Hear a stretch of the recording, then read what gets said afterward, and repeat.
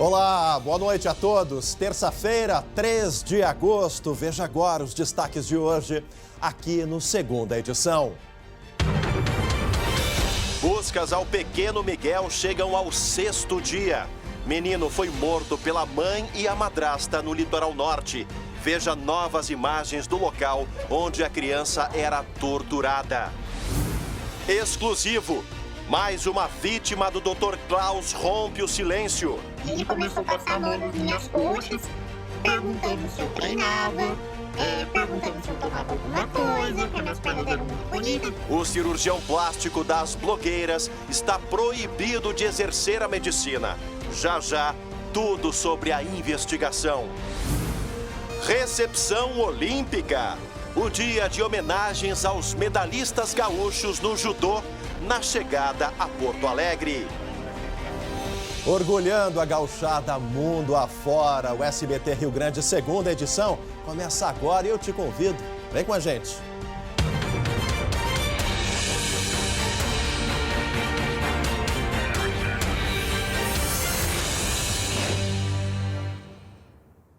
E olha, nós começamos a segunda edição de hoje com as últimas informações sobre o caso Miguel, um caso extremamente brutal, investigado pela Polícia Civil.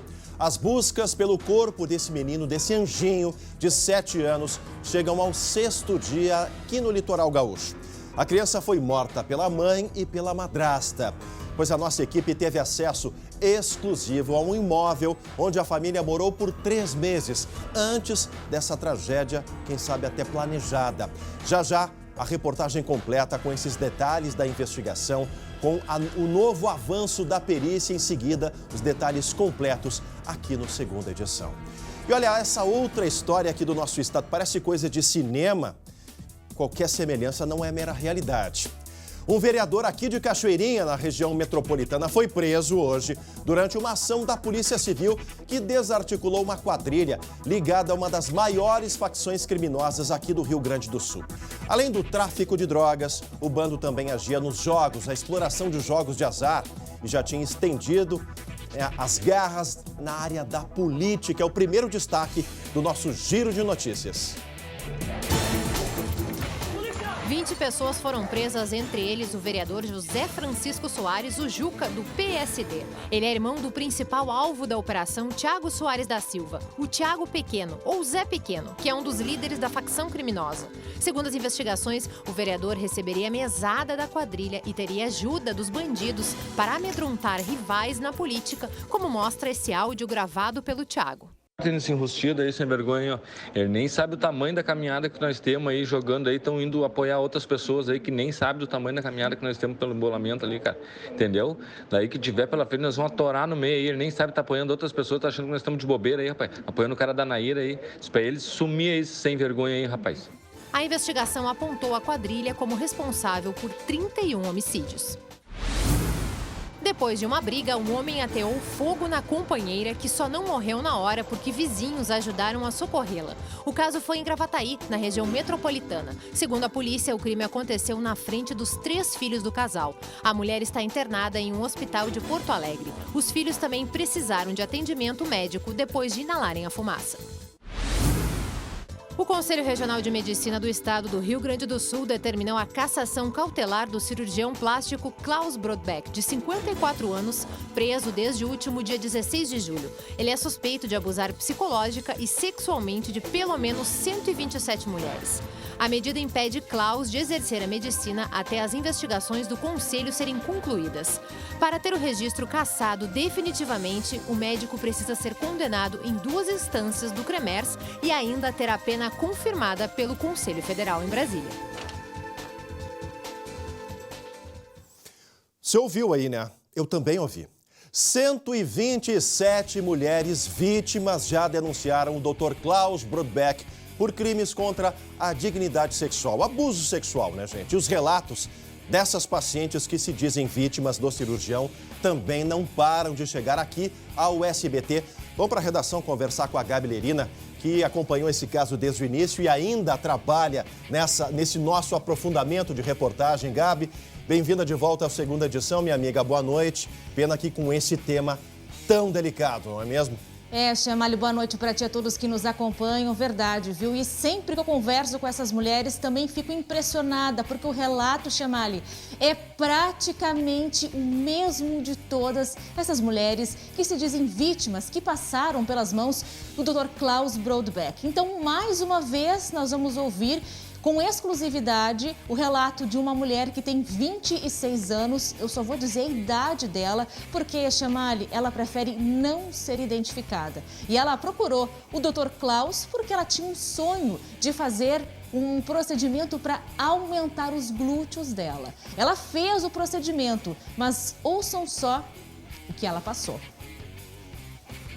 Depois que ele aplicou a anestesia, ele começou a passar a mão nas minhas coxas, perguntando se eu treinava, perguntando se eu tomava alguma coisa, que minhas pernas eram muito bonitas, e ali passando a mão. E aí, no que eu tava me vestindo, eu tava com uma blusa, só fui colocar uma saia longa. Ele pegou e falou, você tem prótese no seio? Eu falei que sim. Ele levantou a minha blusa, falou, deixa eu ver como tá, se tá tudo bem, na frente do meu namorado. Ele pegou, colocou a mão, ele ficou juntando meu seio, apertando, falando que estava muito bonito, mas que ele achava melhor aumentar para ficar com o colo mais marcado, que ia ficar bem melhor o resultado. Bom, Chamali, então, além do abuso, esta mulher também denuncia o Dr. Klaus por erro médico. E por que isso, Chamali? Porque ela diz que depois que ela realizou esse procedimento, ela continua até hoje, e já faz algum tempo, com muitas dores no local onde ela recebeu um polímero chamado de PMMA, uma substância, inclusive, que não é recomendada pela Sociedade Brasileira de Cirurgia Plástica, Chamali. Aliás, a Polícia Civil já informou que vai abrir uma investigação paralela a essa que está em andamento sobre denúncias de abuso sexual, para poder também apurar e investigar. São dezenas, centenas de relatos também que acusam Dr. Klaus de erro médico, Chamali. Será que dessa vez fica a pergunta, né, Gabi, se ele vai ter fôlego ainda para continuar exercendo a medicina depois desse escândalo todo, porque responder na esfera criminal é uma outra história. Agora, junto ao Cremero, já foi cassado 2 vezes, reverteu lá em Brasília, né, Gabi? Pois é, Chamali. E lembrando também que as acusações vêm desde 2000. Desde o ano 2000, Chamali, já se tem relato de vítimas, de mulheres que se dizem ter passado pelas mãos do Dr. Klaus. E eu pergunto para ti, Chamali, a gente se faz essa pergunta, né? Tô falando de 2000, nós estamos em 2021. Até como? Até quando? Como é que esse médico continuou fazendo os seus trabalhos? É claro que agora há toda essa apuração, há essa investigação, mas desde 2000, né, Chamali? Por favor, né? É muito tempo, né, Gabi? No mínimo impune, com algumas coisas bem graves que agora a Polícia Civil está debruçada. E olha, tem uma delegada ponta firme nessa história. Esse inquérito aí não vai terminar em pizza. Não vai terminar em pizza. Agora, daqui a pouco também, gente, os novos detalhes, a nova investigação. Nossa equipe está num local exclusivo, onde a família do Miguel morou antes desse menino ser morto pela própria mãe e pela madrasta, que foi presa ainda no final de semana. A nossa equipe, a Luciane Coma, está lá no Imbé, acompanhando o trabalho da perícia. É um trabalho que vai precisar agora de uma técnica bastante conhecida, que é o luminol. Precisa ser feita uma perícia durante a noite, né, para justamente buscar elementos, vestígios da passagem dessa criança, desse menino. Já a reportagem completa aqui no Segunda Edição. Agora a gente mudamos completamente o polo. Futebol agora, noite de Copa do Brasil para o Grêmio. O tricolor já está em campo. 25 minutos de jogo, primeiro tempo, e o placar ainda é de 0-0. É hora de esquecer a péssima campanha no Brasileirão e garantir, né, a vaga na Copa do Brasil. O time de Felipão venceu o primeiro jogo, todos lembram, lá na Bahia por 3-0. E hoje pode até perder por 2 gols de diferença, que mesmo assim segue na competição. Olha, vai dar Grêmio, né, gente? Por mais que a zica no Brasileirão esteja ruim, na Copa do Brasil o negócio é outro. E a gente segue falando na pegada esportiva, porque os nossos judocas de bronze já estão em solo gaúcho. Eles desembarcaram hoje de manhã em Porto Alegre e foram recebidos com uma grande comemoração. Na tela. Os judocas de bronze, Mayra Guiar e Daniel Carnim, tiveram uma recepção e tanto. Teve desfile em carro aberto, homenagens do prefeito de Porto Alegre, Sebastião Melo, e também do governador do estado, Eduardo Leite. Mayra Aguiar ganhou sua terceira medalha de bronze em Jogos Olímpicos, se tornando a maior medalhista mulher em esportes individuais. E eu hoje poder também fazer parte disso, poder inspirar essa nova geração, para mim é maravilhoso também. Então essa caminhada assim de um ajudando o outro, eu acho que isso é muito esporte, né? O judô é um esporte individual, eu acho que o mais coletivo que eu conheço.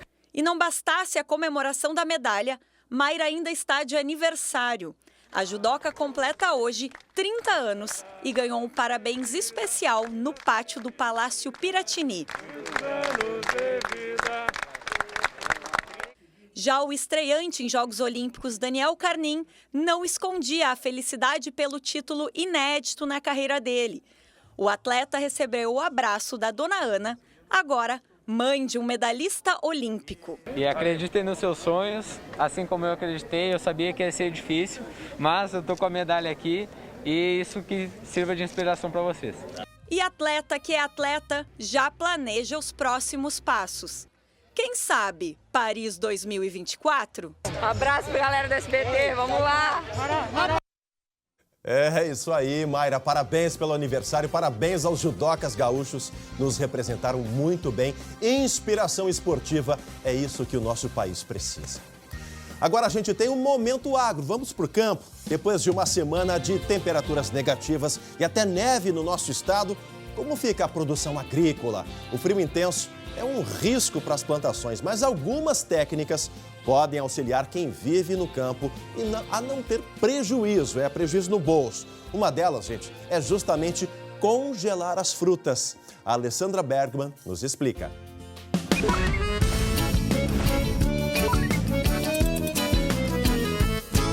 A técnica é bem conhecida em países de extremo frio nas plantações e foi adotada aqui no Brasil nesse período aí de neve generalizada, digamos assim. O sistema anti-geada consiste em regar a plantação de frutas geralmente à noite para provocar uma...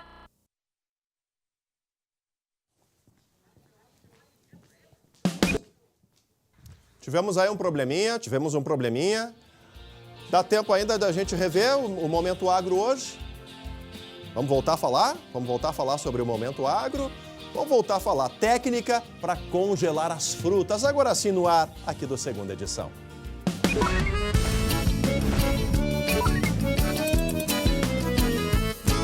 A técnica é bem conhecida em países de extremo frio nas plantações e foi adotada aqui no Brasil nesse período aí de neve generalizada, digamos assim. O sistema anti-geada consiste em regar a plantação de frutas geralmente à noite para provocar uma camada de gelo sobre a planta e evitar que ela congele internamente e morra. A água da irrigação então congela a 0 grau, permitindo assim que se mantenha a mesma temperatura internamente, não baixe, porque se baixar, for abaixo de 0, a planta vai morrer. Essas imagens aí que você está vendo é da propriedade rural da família Gorchevski, em Lagoa Vermelha. Eles têm 1 hectare de mirtilo plantado orgânico e entregam a frutinha para 11 estados de todo o país. Eu conversei com o Juliano, ele me disse que o único sacrifício feito foram as noites não dormidas, mas que as perdas foram mínimas depois da aplicação da técnica. Para quem não sabe, mirtilo é essa frutinha azul aí, que também é chamada de blueberry. É riquíssima em antioxidante e conhecida como a fruta da longevidade, segundo os nutricionistas, considerada um alimento completo. É com você, Chemali.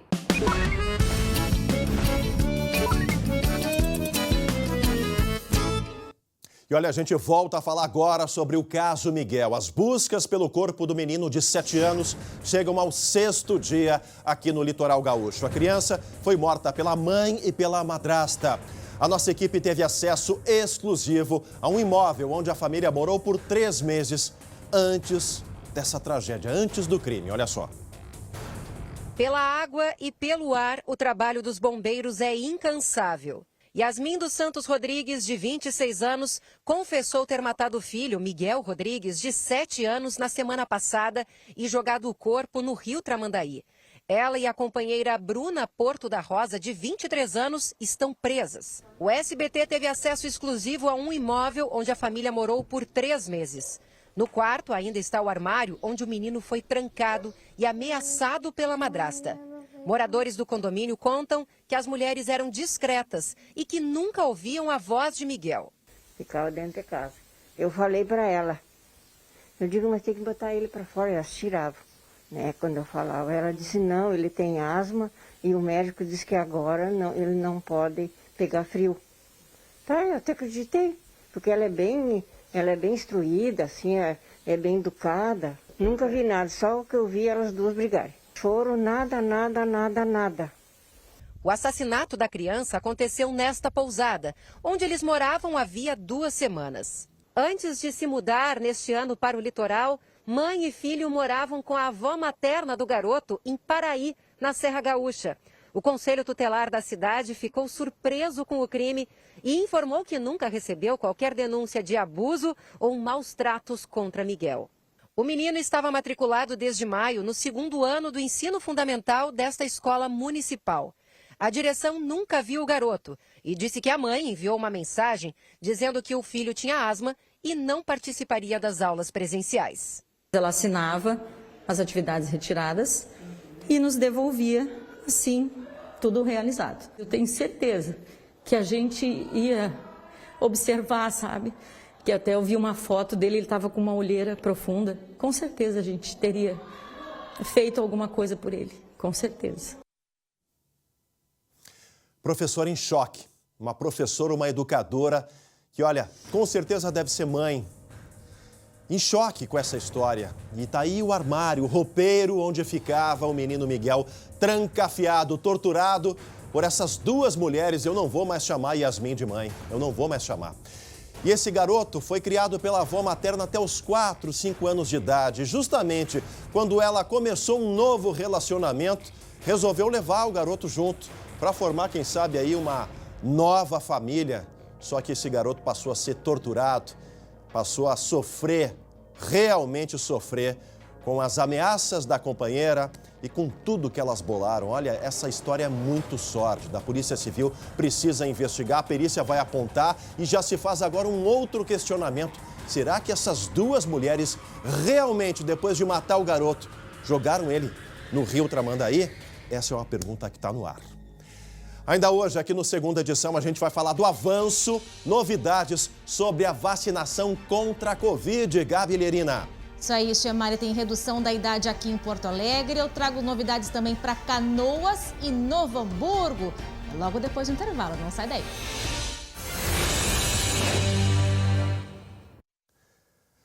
Voltamos com a Segunda Edição para todo o nosso Rio Grande. Olha só, gente, semana começando e todo começo é uma nova oportunidade, principalmente para você aí cuidar do que mais interessa, a sua saúde. E é por isso que a IBCM está aqui, para te ajudar a cuidar da sua saúde e da saúde da sua família.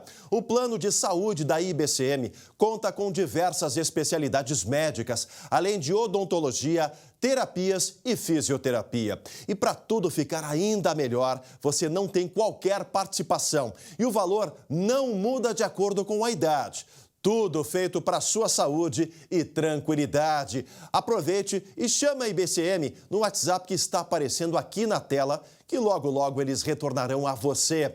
IBCM, o plano de saúde feito para o servidor público municipal e estadual. E olha, hoje foram distribuídas as doses da AstraZeneca, Coronavac e Pfizer aos municípios do nosso estado.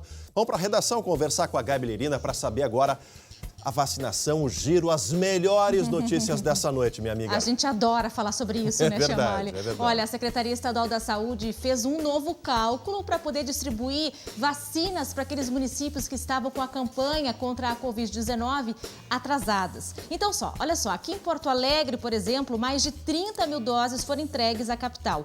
Amanhã, homens com 28 anos já podem se vacinar. Hoje foram as mulheres com essa mesma idade. Na quinta-feira, avança para pessoas com 27 anos sem comorbidades. A Prefeitura aqui da capital também aumentou o número de postos que vão trabalhar por agendamento pelo aplicativo 156 mais POA. Agora serão 6 postos que vão atender com horário marcado, alguns até mesmo no período da noite. Canoas, região metropolitana, recebeu mais de 1.400 doses da Coronavac. Amanhã, o município vai vacinar pessoas com 31 anos e na quinta-feira chega aos 30 anos. São 27 unidades básicas de saúde, das 8 da manhã até as 3 da tarde. E Novo Hamburgo, olha só, o Drive é noturno e vai operar amanhã. O município vai vacinar pessoas com 22 anos, Chamali. Das 5 da tarde até as 8h30 da noite. E o Drive será no estacionamento da FENAC. Trabalhadores da indústria do município também podem se vacinar e a idade é de 20 anos ou mais. Adorei. Chamali. Valeu, Gabi. Obrigado, minha amiga. Olha, na sequência, gente, o SBT Brasil, obrigado pela companhia. Hoje, 6 anos do segunda edição. A gente só tem a agradecer a todos de casa. Grande abraço, até amanhã. Tchau.